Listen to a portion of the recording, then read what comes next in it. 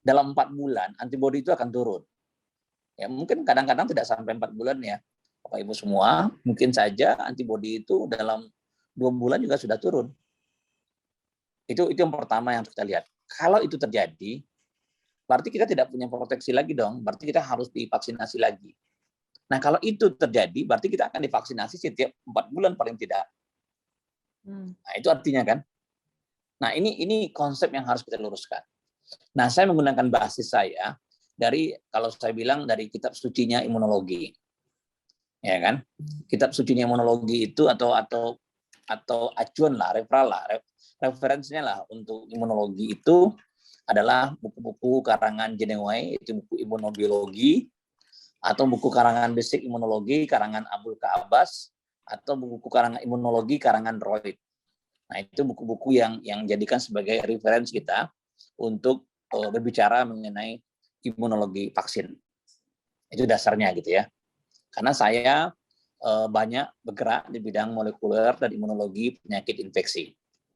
Nah, kalau kita bicara vaksin, tadi seperti saya katakan tadi, apa yang terjadi sebenarnya pada orang-orang yang divaksin?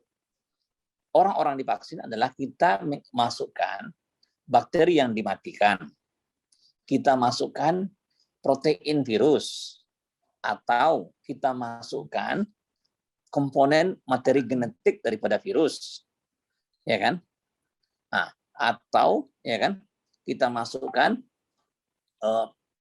yang kita namakan dengan PLP, virus-like particle, atau komponen kosong daripada virus. Itu yang kita masukkan pada waktu vaksin. Ya, ada juga sih beberapa kasus menggunakan bakteri atau virus yang dilemahkan, tapi jarang sekali digunakan sekarang.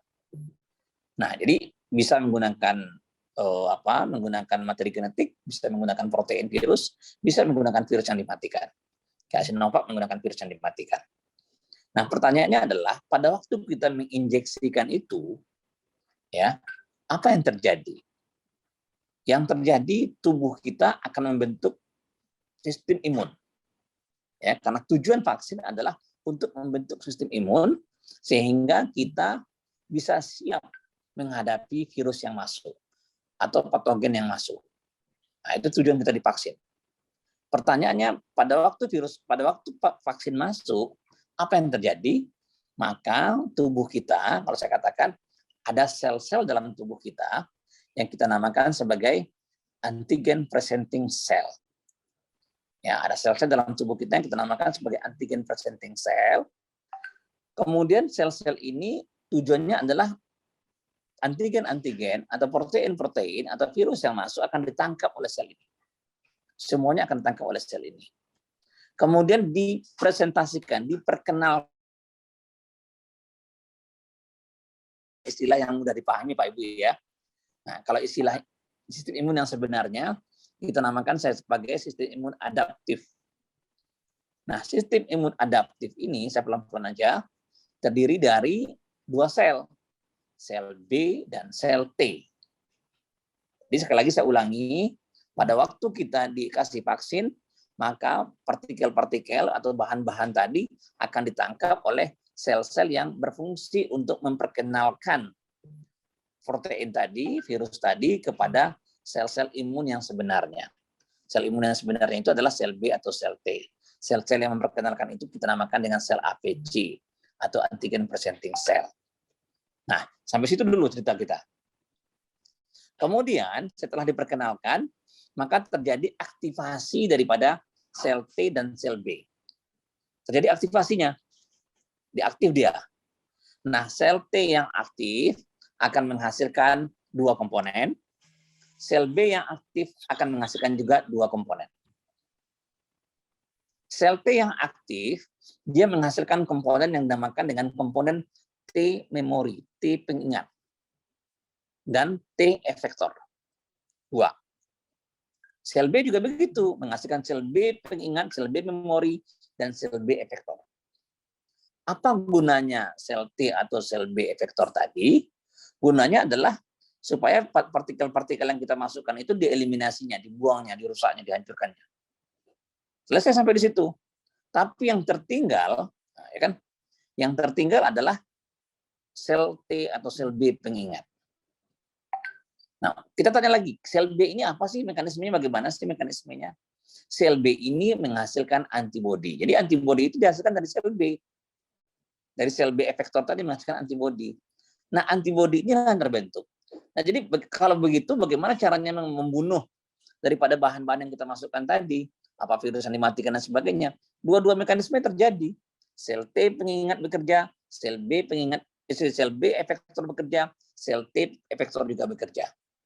Dia merusak sel-sel yang terinfeksi, kemudian kalau komponen-komponen tadi keluar, akan ditangkap oleh antibodi.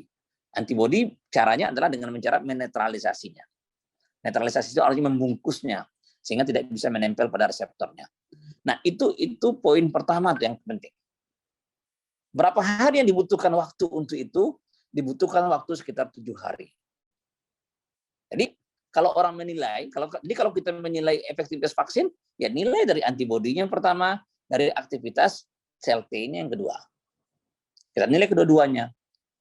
Nah, setelah patogennya, setelah pada pasca vaksinasi itu hilang, itu musnah, yang terjadi adalah efektornya akan mengalami proses kematian. Mati dia. Jadi efektornya akan mati. Nah, kalau efektor untuk sel B-nya mati, akibatnya apa? Antibodi juga akan habis. Makanya antibodi itu enggak. Nah, itu konsepnya. Jadi antibodi itu tidak akan tahan lama dia. Memang cenderung akan habis. Nah, itulah kebesaran Tuhan mengatur iramanya. Coba bayangkan kalau antibodi itu bertahan terus dalam jangka panjang dalam tubuh kita, apa yang terjadi? Setiap kita ada trauma, setiap kita ada infeksi, setiap kita ada apapun, antibodi kita terbentuk. Berapa kental darah kita? Karena antibodi itu bentuk terus. Enggak. Begitu sel B efektornya mati, maka antibodi ini akan habis nih. Akan terbuang dia pelan-pelan. Habis dia. Nah, pertanyaannya adalah 2 minggu, 3 minggu, 1 bulan kemudian kita terinfeksi lagi oleh virus yang sebenarnya. Antibodi kita bagaimana? Antibodi kita kan sudah habis. Ya kan? Sel T kita, efektor kita juga sudah tidak ada lagi. Nah, memori ini yang fungsi sebenarnya. Sel memori kita ini akan mengingat, oh ini virusnya saya ingat nih. Sudah diperkenalkan kepada saya kemarin. Langsung dia merespon dengan cepat dan lebih kuat.